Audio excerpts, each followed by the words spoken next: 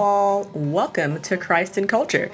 Today, we're going to be discussing Guardians of Ancora, a video game where you get to play through different stories from the Bible. Before I stumbled upon this game, I'd never played a Christian video game before. I didn't even know they existed, but that's not really saying much. I only consider myself a casual gamer. I'm not someone who's constantly up on what the latest games are.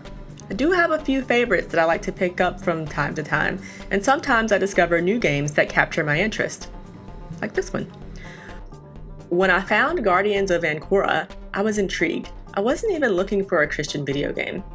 I think I may have found it by poking around on the Bible app for kids, or maybe it was the Life Church app. I'm not really sure, but wherever I found it, it seemed interesting, so I downloaded it and got to playing. During gameplay, players explore the ancient world of the Bible, meet Jesus, and return light to the city of Ancora. Scripture Union, the developer, describes the game as a parkour adventure game, which is accurate.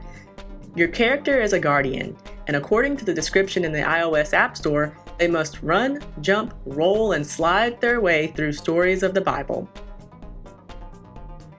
Scripture Union is a Christian charity based out of England and Wales that focuses on spiritual outreach to children. Through a wide range of activities and initiatives, they provide opportunities for young people to explore the Bible, respond to Jesus, and grow in faith, according to their website. Guardians of Ancora is one of those initiatives.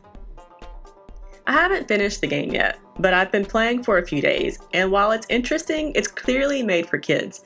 That's apparent from the game dialogue. It's very reminiscent of the language that children's shows on Nick Jr. or Disney Jr. use to talk to kids. According to the game's website, guardiansofancora.com, the game was designed for children aged 8 through 11, but it can be enjoyable for any age. I know I've been enjoying it, and I'm way past age 11.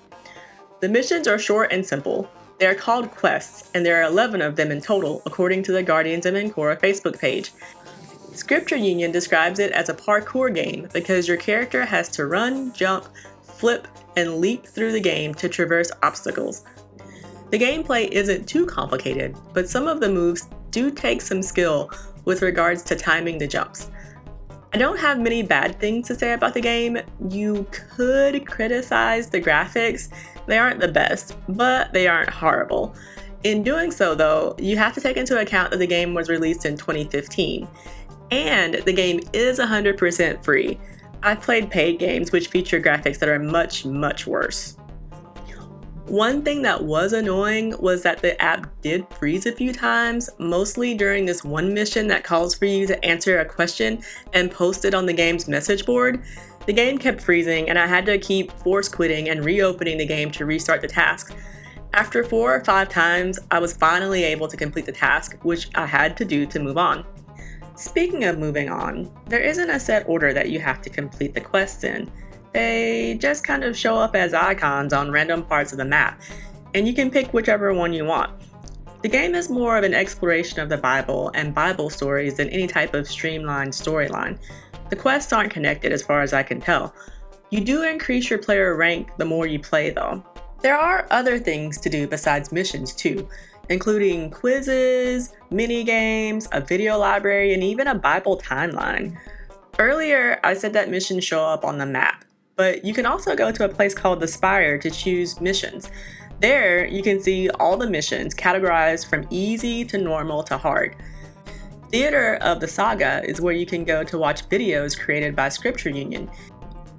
And in the community section, you can see what other players are doing and read about game updates and create posts, including prayer requests. The game even includes some customizations. For instance, you can customize your Guardian's wardrobe. There's also a marketplace where you can make in-game purchases with in-game currency. Guardians of Ancora is only available on mobile platforms with at least 2 GB of RAM. It runs on iOS 10 and above, Android OS 6 and above, and Fire OS 7 and above. As of now, there isn't a desktop or console version available. It's a pretty solid game. It's not too challenging, and it's fun and educational. I think it's a great tool for kids to learn about Jesus and the Bible. Definitely worth checking out. That's all for now. I'll see you next time. Until then, be blessed.